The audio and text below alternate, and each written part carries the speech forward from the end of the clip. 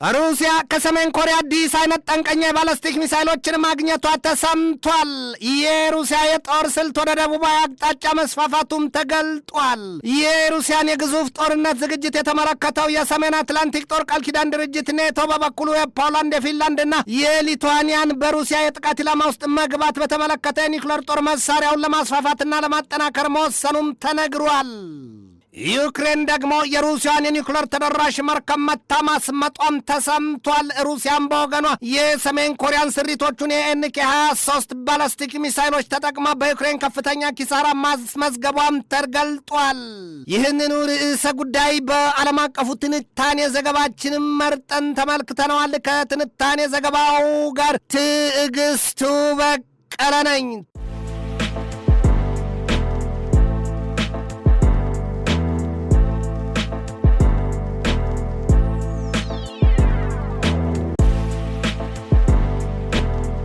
ትናንት በሞስኮ ከተማ ከባድ የተባለ የቦምብ ጥቃት ተፈጽሟል። ያንን ጥቃትም የሞስኮ ከተማ ከንቲባ የሽብር ተግባር ብለውታል። ከንቲባው ሰርጌይ ሶቢኒያን በዋና ከተማዋ ሞስኮ የዚያን መሰል ጥቃት መፈጸሙ የሽብር እንጂ ሌላ አይደለም ነው ያሉት። የዩክሬን የሰው አልባ የጦር አውሮፕላን አሊያም ድሮንስ በሩሲያ ዘልቆ በፈጸመው ጥቃቱ ደግሞ 8 ሰዎችን ገድሏል ነው የተባለው። የሩሲያ የመከላከያ ሚኒስቴር በበኩሉ ባወጣው መግለጫው የሀገሪቱ ጦር ኃይል 635 የዩክሬንን የሰው አልባ የጦር አውሮፕላኖች አሊያም ድሮንስ መጥቶ ማጋየቱን አስታውቋል። ሩሲያ ከያቅጣጫው የዩክሬን ጥቃት እንደበረታባት ይነገራል። 5ኛ ዓመቱን በያዘው የሁለቱ ሀገራት ጦርነት ከሁለቱም ወገን ከሩሲያም ከዩክሬንም ከ2 ሚሊዮን በላይ ሰዎች መሞታቸው ይነገራል። በብዙ መቶ ሺህ የሚቆጠሩ ደግሞ ቆስለዋል ነው የሚባለው። የንብረት ውድመት ጉዳይ ሲነሳ ደግሞ ሁለቱም ሀገራት በቀጣዮቹ 100 ዓመታት ውስጥ እንኳ ያለፋታ ረፍት ቢሰሩ የማይተኩት ውድመት ገጥሟቸዋል ነው የሚባለው። ሲያየገባን ሲሰማ ቅበረው ይሏል። ሩሲያ ከሰሜን ኮሪያ ላይ መርዘኛና መዘዘኛ የተባሉ አዲስ ስሪቶቹን ሚሳይሎች መቀበሏም ነው የሚነገረው። ሬውተርስ የዜና ምንጭ ባሰራጨው ዘገባው ከዚህ በኋላ በእነዚያ ከሰሜን ኮሪያ ባገኘቻቸው አዲሶቹ የኬኤን-23 ባላስቲክ ሚሳይሎች ሩሲያ ዩክሬንን ልታነጉላት ዝግጅቷን ማጠናቀቋም ነው የተገለጠው። ዩክሬንም በበኩሏ የተለዩ የተባለላቸውን ድሮንስ አሊያም የሰው አልባ የጦር አውሮፕላኖች ካገኘችበት ምንጩ አይገለጥ እንጂ ሩሲያን መውጫና መግቢያ እንዳሳጣቻት ነው የሚገለጠው። ሰሜን ኮሪያ የጦር መሳሪያ ቢሉ የወታደሮቿን ድጋፍ የሰጠቻት ሩሲያ በዩክሬን ጥቃቷን ማጠናከሯ ሲነገር፣ ሰሜን ኮሪያ ደግሞ የዚያ የምዕራባውያኑ የጦር ጥምረት ኖርዝ አትላንቲክ ትሪቲ ኦርጋናይዜሽን አሊያም የሰሜን አትላንቲክ ጦር ቃል ኪዳን ድርጅት በምህጻረ ቃሉም ኔቶ የጦር ዝግጅት አድማሱን እያስፋፋ ነው ስትል ከሳለች። እንደ ሰሜን ኮሪያ የክስ ሰነድ ጭብጥ ታዲያ ኔቶ በዚህ ወቅት ከነዳይ ጀምሮ ሁሉንም ስንቅና ትጥቁን ቢሉ የጦር ቁሳቁሶቹን በየአቅጣጫው እያከማቸና ምሽጉንም እየቆፈረ ነው። የሰሜን አትላንቲክ ጦር ቃል ኪዳን ድርጅት ኔቶ አሁን በመላው አውሮፓ ምድር የጦርነት ዝግጅቱን አጠናቋል ነው የሚባለው። ከቅርብ ዓመታት ወዲህ ደግሞ የምዕራባውያኑ የጦር ጥምረት ኔቶ አዲስ መዝሙር እያጠና ነው ይሉታል። ያውም የመላው አውሮፓና የእስያ ፓሲፊክ ቀጠና ሰላም የሚነጣጠል አይደለም የሚል ነው። ኔቶ ወይም የምዕራባውያኑ የጦር ጥምረት የአባላቱን ቁጥር ከእስያ ፓሲፊክም ለመቀላቀል ስለማቀዱ ብዙዎች ያሳያሉ። እንደ አብነትም ጃፓንና ደቡብ ኮሪያን የማታ ቆሻሻ ከመንካቱ የማነካካቱ ይሏል። የሰሜን አትላንቲክ ጦር ቃል ኪዳን ድርጅት በእስያ አህጉርም ጡንቻውን ለማፈርጠም ቀስ እያለ ከሚያመልግበት ስልቱ ቻይናና ሰሜን ኮሪያ ወዲያም ሩሲያም ጭምርኛም አውቀናል፣ ጉድጓድ ምሰናል ሲሉ አፍጥጠው እየጠበቁት ነው ኔቶን።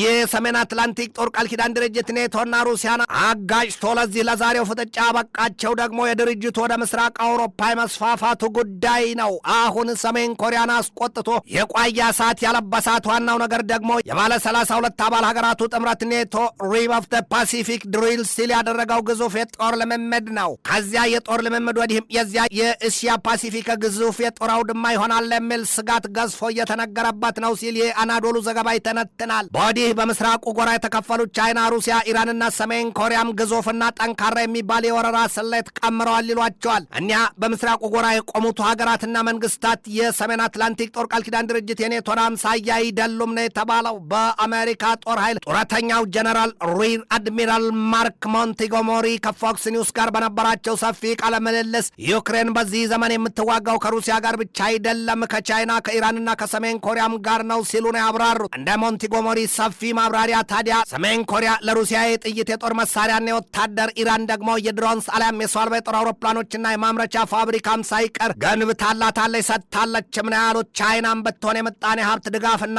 የቴክኖሎጂ ድጋፏን በገፍ ሰጥተዋታል ነው ያሉት። እነዚያ ሶስቱ ሀገራት የባለስቲክ የክሩይዝና የሃይፐርሶኒክ ሚሳይሎቻቸውን ለሩሲያ በሚስጥር ሰጥተዋልም ነው የሚባለው። ሩሲያ የያዘችው ግዙፉ ጦርነት ወደ ደቡባዊ አቅጣጫ መስፋፋቱንም ነው ሰሞኑን የወጣው መረጃ የሚያሳየው። ሰሞኑን ሩሲያ በሶስት የሰው አልባ የጦር አውሮፕላኖቿ ወይም ድሮንስ የሮማኒያን የአየር ክልል ጥሳ መግባቷን የተሰማው። ወዲያም ሩሲያ እያስወነጨፈችው ሚሳይል በፖላንድ መሬት የመውደቁ ነገር ሀገሪቱ የኔቶን አባል ሀገራት ሉዓላዊነት የማድፈርና የጥቃት ኢላማ ያለው ነው ተብሎለታል። በዚያ የሮማኒያን የአየር ክልል በጣሰችበት የሰው አልባ የጦር አውሮፕላን አሊያም የድሮን ስሌቷ የተጠቀመቻቸው የኢራን ስሪቶቹን የሻሂድ አይነቶቹን ነው።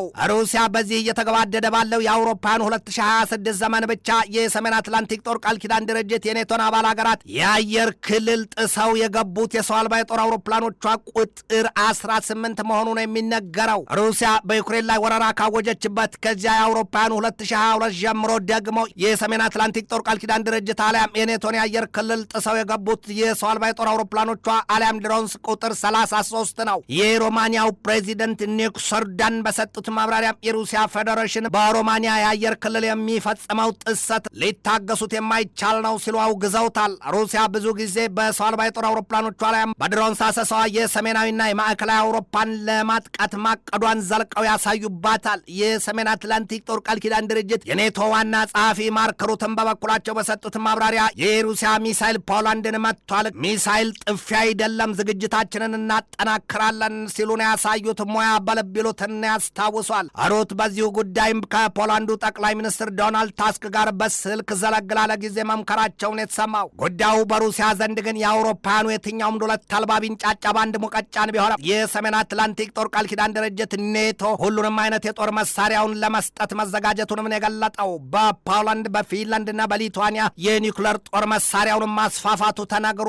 ኔቶ አሜሪካ በዋናነት በድፍን የአውሮፓ ቀጠና ይጠመድ ዘንድ አውሮፓኑ አበክረው መሻታቸውን የተገለጠው። እነዚያ ሶስቱ ሀገራት ከሩሲያ የከባድ ጥቃት ኢላማዎች መሆናቸው ሲገለጥ ይነበባል። በአሜሪካ የኒውክለር ጦር መሳሪያ ጠበብቱ ሮበርት ፔተርስ አሉ አሜሪካ ምናልባትም የኒውክለር ጦር መሳሪያዋን በመላው አውሮፓ በሚቀጥሉት 24 ወራት ልታሰፍርና ልታጠምድ ትችላለች ነው ያሉት። በሩሲያና በዩክሬን መካከል 5ኛ ዓመቱን በያዘው ግዙፉ ጦርነት ያልተነካካ የዚያ ቀጠና ሀገር አለ ለማለት ይቸግራል ነው የሚባለው። ዩክሬን ሰሞኑን የሩሲያን የኒውክለር ጦር መሳሪያ ቁሳቁስ የጫነች ናት የተባለችን አንዲት መርከብ ማስመጧ ተሰምቷል። ያቺ የሰመጠችዋ መርከብ ከ13000 ቶን በላይ ክብደት እንዳላትም ነው የተገለጠው። የመርከቢቱ ርዝመትም ቢሆን ከ466 ጫማ በላይ ነው። በጥቁር ባህር እንደሰመጠች ከተነገረላት የሩሲያዋ መርከብ ላይ የነበሩት 17 ሰዎች በሰላም መትረፋቸው ነው የተሰማው። የሮስቶም ዋና ኃላፊው አሌክሴይ ሊካቼቭ በሰጡት ማብራሪያ የ10 ሚሊዮን ፓውንድ ዋጋ ያላት የሩሲያዋ መርከብ ጭና የነበረው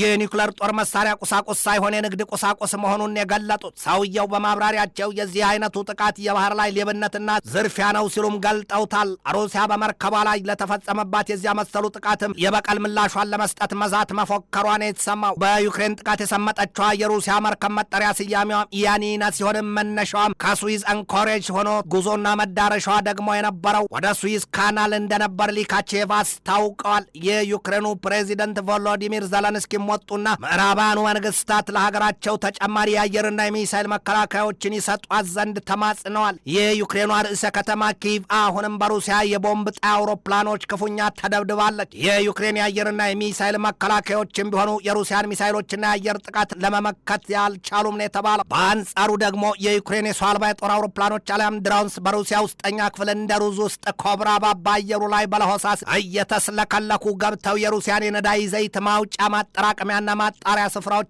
ክፉኛ መደብደባቸው ሲገለጥ የነዳጅ ዘይትና የጋዝ ሀብታሟን ሀገር ሩሲያን በነዳጅ እጥረት ማሸማቀቃቸውና ለችግር መዳረጋቸውም አልቀረም። ሸክላ ሰሪ በጋን ይበላል ይሏል። በምስራቅ አውሮፓ ቀጠና የገነፈለው የጦርነት ሰደድ እሳት ከምንጩ ሊደርቅና ሊለዝብ አልቻለም።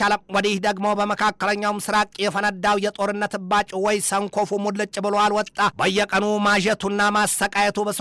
ወዲያም በኮሪያ ልሳነ በጃፓን ምድርና በታይዋን ደሴት ገጾች ያሞጠሞጠው የግዙፍ የጦርነት ባጭ ለያዥ ለአናዛዥና ለገናዥ ስለመቸገሩ የሚያሳዩበት ብዙዎች ሆነዋል። የበላን ያብላለዋል፣ የለበሰን ይበርደዋል ይሏል። ትንታኔ ዘገባውን ስናዘጋጅ በዋቢነት ፒቢኤስ ኒውስን፣ ሞስኮው ታይምስን፣ ዩኤቲቪ እንግሊሽን፣ ፎክስ ኒውስን፣ ሴፓን፣ ዩሮፒያን ፕራቭዳን፣ ዩናይትድ 24 ሚዲያን፣ ዴይሊ ሜይልን፣ ሜይል ኦንላይንን፣ ዋሽንግተን ኤግዛማይነርን፣ ማላይ ሜይልና ሚያሚ ሄራልድን ተጠቅመናል።